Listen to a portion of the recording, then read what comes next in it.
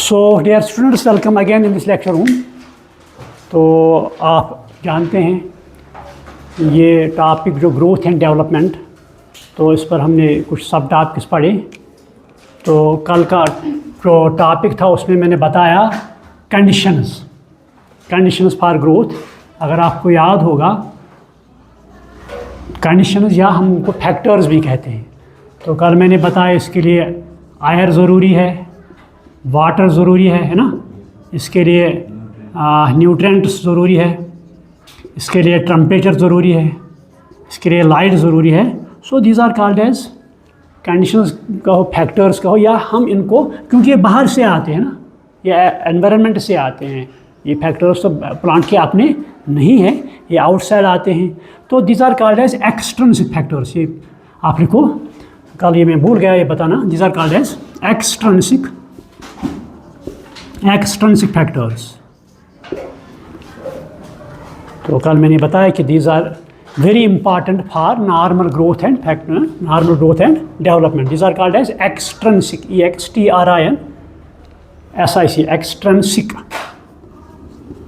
Extrinsic factors.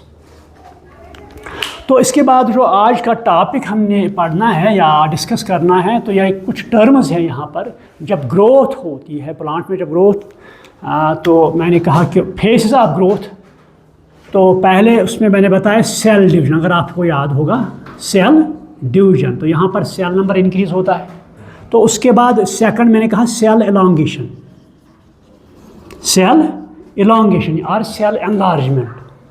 तो third मैंने कहा cell maturation.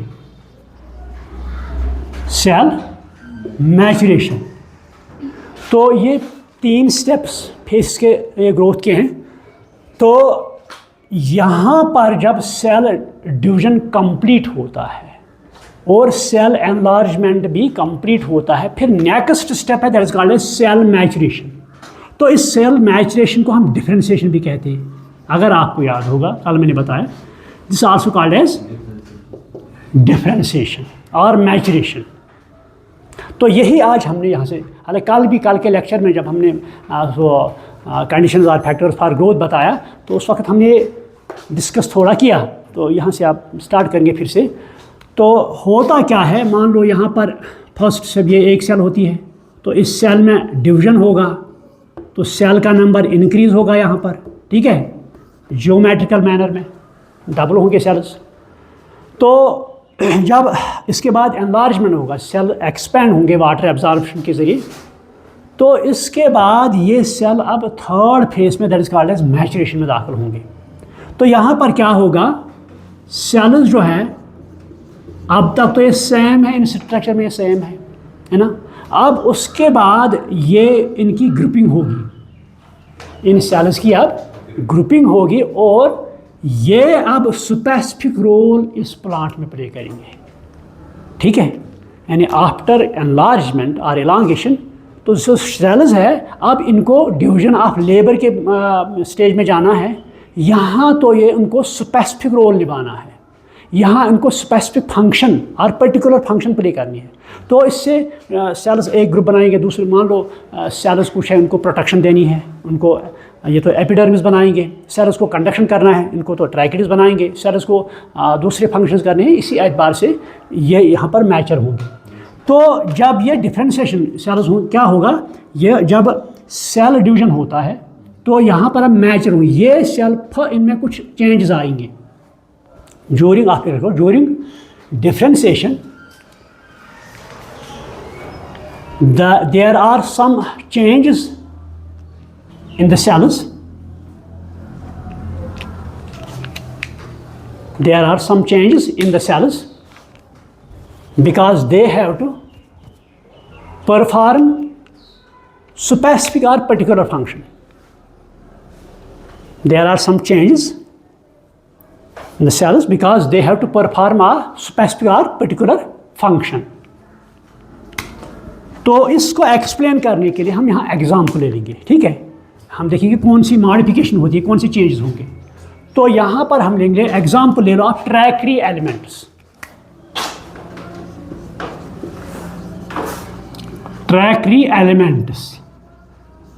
in xylem.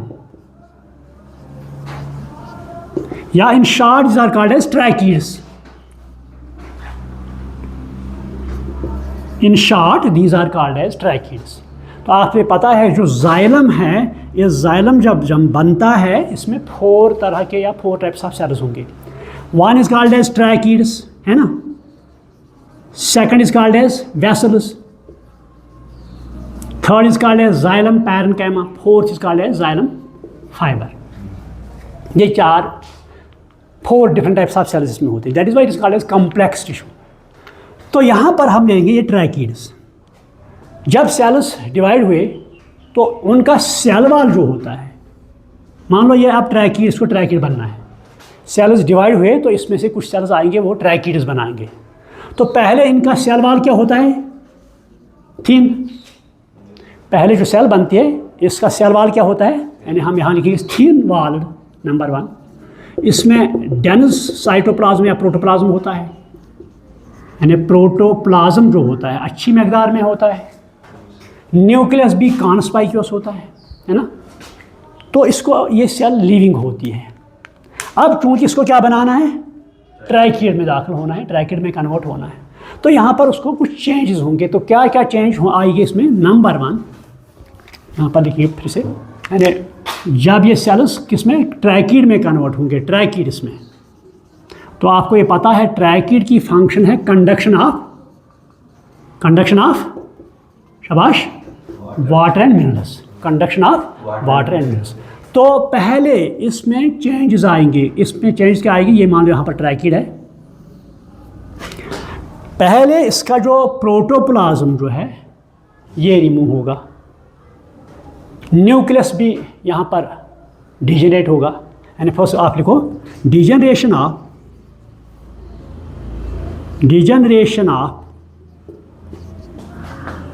Nucleus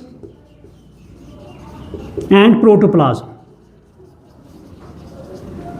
degeneration of nucleus and protoplasm. ठीक, तो ये ख़त्म होगा, वन थिंग। सेकंड क्या होगा, जो इसका सेल वॉल है, ये सेल वॉल है ना, दिस सेल वॉल, यहाँ तक तो ये सेल वॉल थिन था, अब तो इसमें डिपार्शन होगी। नाउ द सेल वॉल, आप लिखो the second thing, the cell wall become thick, the cell wall become thick due to deposition of ligno LIG, ligno cellulosic substances या केमिकल्स लिखिए आप। सेल वॉल क्या था, पहले थिन था, लिविंग था। अब तो यहाँ पर एक तो इसमें ऑलरेडी सेलुलोज है ही, है ना, सेलुलोज इसमें तो है ही। उसके अलावा यहाँ पर एक important chemical compound that is called as lignin. अब ये लिग्निन इस पर डिपॉजिट होगा, अब ये लिग्निन इस पर डिपॉजिट होगा, इस पर सिब्यूरिन भी डिपॉजिट होगा। तो जब लिग्निन और सेलुलोज हम कंबाइन करेंगे, this called as ligno cellulosic cell wall. आप ये टर्म आप नोट करो, लिग्नो सेलुलोजिक सेल वॉल। ये ऑब्जेक्टिव आ सकता है, लिग्नो सेलुलोजिक सेल वॉल। कभी कभी ये आपको आएगा वहाँ क्वेश्चन, इसका कंपोजिशन क्या है ना। अब इसमें कौन कौन सा केमिकल सबस्टेंस, 2 है, एक तो लिग्निन है और सेलुलोज है, क्लियर। एक तो लिग्निन है, एक तो सेलुलोज है। जब ये इस पर डिपॉजिट होंगे तो पहले सेल वॉल क्या था, थिन और लिविंग, तो उस सेल वॉल को हम कहते हैं primary cell wall. The first cell wall, आप लिखो the first cell wall is called as primary cell wall. The first formed cell wall is called as primary cell wall. After deposition of lignin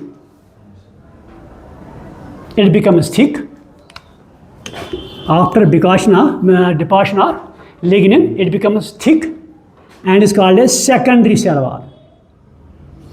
Secondary cell wall. तो अब ये secondary cell wall बनेगा, तो secondary cell wall dead होता है, thick होता है, इसमें lignin डिपॉजिट होता है, क्लियर। तो अब ये लाइव सेल वॉल नहीं रहा, दिस बिकम्स नाउ डेड। तो ये मॉडिफिकेशन हो गई। एक तो जो इसमें साइटोप्लाज्म था या प्रोटोप्लाज्म डिजेनरेट हुआ, न्यूक्लियस था डिजेनरेट हुआ, सेल वॉल थिन था अब थिक हुआ, इसमें सिर्फ सेलुलोज था अब लिग्निन इसमें। सो दिस कॉल्ड एज, सो ये अब इनमें क्या और एक होगा, these cells will stop division.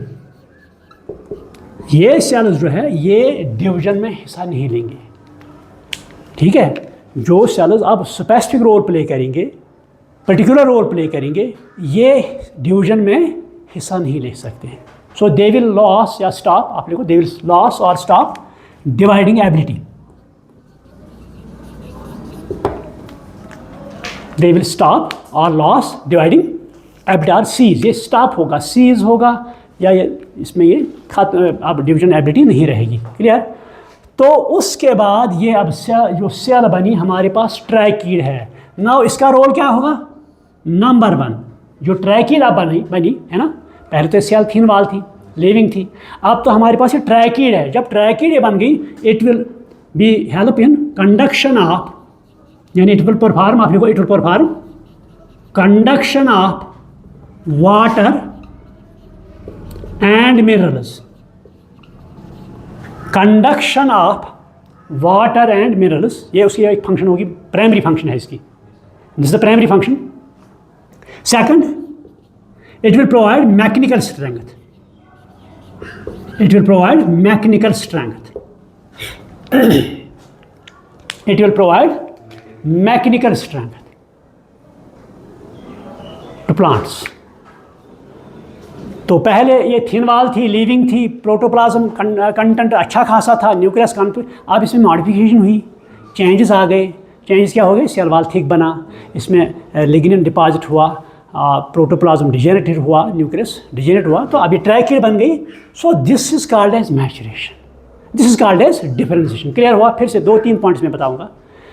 Cell division और एनलार्जमेंट के बाद कुछ सेल्स आते हैं, इनमें डिवाइडिंग एबिलिटी स्टॉप होती है, सीज होती है, ख़त्म होती है, तो इनमें कुछ चेंजेस आते हैं, thickening, deposition of chemicals, protoplasm gets degenerated, for example tracheid elements, so then they perform specific role are, so this called as. Clear. ये क्लियर हुआ। अगर आपको एग्जाम में आएगा तो आप इसका जवाब दे सकते। फॉर एग्जाम्पल आपके एग्जाम में defined differentiation, it is a process in which after division and this enlargement some cells stop this dividing division further, so they become thick due to deposition of lignin and protoplasm content get degenerated and they perform conduction of water, for example tracheids. Clear. अगर रो में पूरा का पूरा note, तब तो आपको सब कुछ लिखना है यहाँ पर, ठीक है। तो ये रही डिफ्रेंशिएशन। तो उसके बाद सेकंड टर्म है डिफ्रेंशिएशन। यहाँ पर सेल डिवीजन हुआ, दिस इज सेल, तो सेल डिवीजन हुआ, तो पहले ये सेल्स किस स्टेज में गए, डिफ्रेंशिएशन में, ठीक है। यहाँ पर सेल्स जो है, तो ये पहले आप अंडरस्टैंड कर लो। यहाँ पर सेल्स तो उन्होंने डिवाइडिंग एबिलिटी लॉस की। कभी कभी क्या होता है, ये डिफ्रेंशिएटेड सेल्स जो है, ये जो डिवाइडिंग एबिलिटी है ये रिगेन करते हैं। यानी कुछ सेल्स आते हैं इसमें, मान लो यहाँ पर 100 सेल्स है, 100 सेल्स में 10 सेल्स वापस उन्होंने डिवाइडिंग एबिलिटी जो है रिगेन की, ये फिर से डिवीजन में हिस्सा ले लेंगे। आपको समझ में आता है कि नहीं। यानी कभी कभी क्या होता है, एट समटाइम्स, आप लिखो sometimes some cells, some differentiated cells regain the power of division. Some cells regain the power of division. Power of division. Regain the power of division. So, for example, parenchymatous cells. Example हम लिखो parenchymatous sales या पैरेनकाइमस cell start भी लिख सकते हैं। अगर आपको याद होगा, जब हमने एनाटॉमी पढ़ी तो वहाँ मैंने पैरेनकाइमा बताया, तो वहाँ मैंने बताया जब सेल्स डिवाइड होते हैं तो ये पहला टिश्यू पैरेनकाइमा बनाते हैं। तो पैरेनकाइमेटस सेल्स ये थिन वाल होते हैं, लिविंग होते हैं, तो कभी कभी ये डिवीजन जो पावर में वे रिगेन होता है, ये फिर से डिवाइड होते हैं, ये फिर से डिवाइड होते हैं, तो that process called as differentiation. तो उसके बाद ये रोल प्ले करते हैं, यानी कुछ सेल्स आते हैं, ये फिर से पावर ऑफ डिवीजन जो इनमें रिगेन होता है, तो फिर से उसके बाद ये डिफरेंशिएशन में चले जाते हैं। That is called as, example लेंगे आपको समझ में आएगा ये। यहाँ पे एक tissue that is called as inter, ये आप लिखो example, inter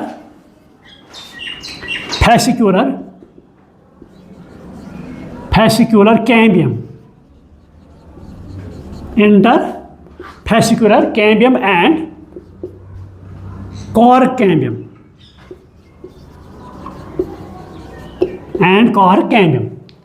interfascicular cambium and cork cambium। ये दो टिश्यू वो होते हैं जो पहले डिवीजन में होते हैं, फिर एनलार्ज होते हैं, फिर डिफरेंशिएशन में चले जाते हैं। लेकिन ये एक्चुअली दे आर पैरेन्काइमेट्स नेचर। अगर आपको याद होगा, मैंने उस दिन जब मैंने एनाटॉमी पढ़ाई तो वहाँ मैंने एक tissue that is called as pericycle, याद है?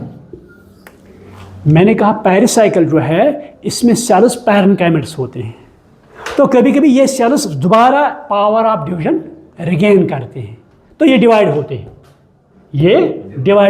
तो अब मैं पहले ये बताऊँ कि इंटरफैस्कुलर कैम्बियम कहाँ पर होता है। यहाँ पर अगर transverse of section of this stem ले लेंगे तो वहाँ पर वेस्कुलर टिश्यू जो होता है, वहाँ पर वेस्कुलर बंडल्स होते हैं, है ना? ये तो बाहर की तरफ फ्लोएम है, अंदर की तरफ जाइलम है, ठीक? तो इसको हम वेस्कुलर बंडल कहते हैं। मान लो ये जाइलम है, ये फ्लोएम है, इनके दरमियान कैम्बियम होता है, इनके दरमियान। तो उस कैम्बियम को हम इंट्राफैसिकुलर, क्योंकि वेस्कुलर बंडल जो है ना, इसका और एक नाम है fascicle, this also called as vascular bundle is also called as fascicle, हम इसे फैसिकल भी बताते हैं। तो फैसिकल के दरमियान जो कैम्बियम है उसको हम क्या कहते हैं? Intrafascicular cambium. फिर से सुनो, वेस्कुलर कैम्बियम जिसमें जाइलम और फ्लोएम होता है, इससे वेस्कुलर बंडल को हम फैसिकल भी कहते हैं। क्या कहते हैं? फैसिकल भी कहते हैं। तो फैसिकल में क्या है? कैम्बियम। तो उस कैम्बियम को हम क्या कहेंगे? इंट्राफैस्कुलर, यानी within the vascular bundle, this is called as intrafascicular cambium. तो ये इसमें होता है, लेकिन ये एक वेस्कुलर बंडल है, ये दूसरी है, इनके दरमियान parenchymate cell power of division regain करते हैं, they become cambiums, that cambium is called as interfascicular cambium. Clear? समझ में आ गया? यहाँ पर दो वेस्कुलर बंडल के दरमियान, एक तो वेस्कुलर बंडल में that is called as intrafascicular cambium, दूसरा रहा इनके दरमियान कुछ सेल्स जो एक्चुअली पेरिसाइकिल के होते हैं, दे आर पैरेन्काइमेट्स, वो power of division again regain करते हैं, so they become cambium, but that cambium is called as interfascicular cambium. Clear हुआ? तो यही डिवाइड होता है, ये सेकेंडरी ग्रोथ परफॉर्म करता है। पहले क्या थे? डिफरेंशिएटेड सेल्स, अब क्या हुआ? पावर ऑफ डिवीजन अगेन, तो फिर क्या बनाया उन्होंने? कैम्बियम, उससे हम क्या कहते हैं? Intrafascicular cambium. तो ये जब डिवाइड होगा, ये इसमें सेकेंडरी टिश्यू जाइलम और फ्लोएम बनाएगा। क्लियर? ये हुआ क्लियर? तो this is called as intrafascicular cambium. This is the example of, आप ये लिखो आपने लिखा है एग्जांपल इंट्राफैस्कुलर कैम्बियम, सो आप ये लिखो it is the cambium between, it is the cambium between two vascular bundles formed from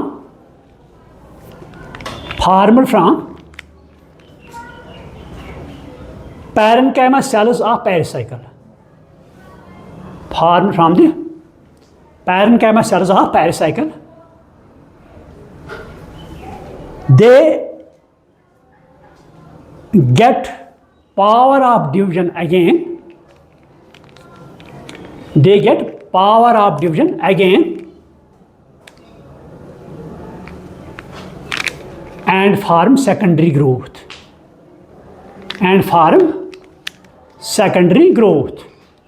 in plants. So this is called as dedifferentiation. This process is called as, and differentiated sales फिर से divide हुए तो इसको हम differentiated sales कहते हैं। Clear हुआ? अब क्या होता है, जब ये डिफरेंशिएटेड सेल्स उन्होंने यहाँ पर कुछ सेल और डिवाइड किए, उनमें फिर से पावर ऑफ डिफरेंट सीज होता है। आपको समझ में आता है? होता क्या है, जब यहाँ से सेल्स डिवाइड हुए तो इनमें से सेल्स कुछ है उनमें फिर से पावर ऑफ डिफरेंट स्टाफ होता है, पावर ऑफ डिफरेंट स्टाफ होता है। तो they form specific role, particular function. Those cells are called as redifferentiated cells. आप ये देखो redifferentiation. After dedifferentiation, the cells produce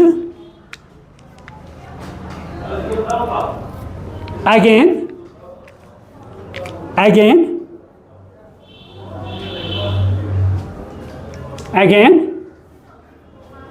ceases या stops dividing ability, again stops dividing ability and perform a particular function.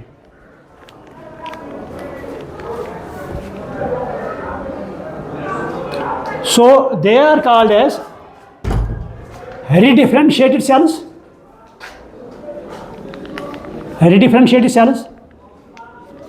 And the process is called as redifferentiation. Redifferentiated cells, and the process is called as redifferentiation, and the process is called as.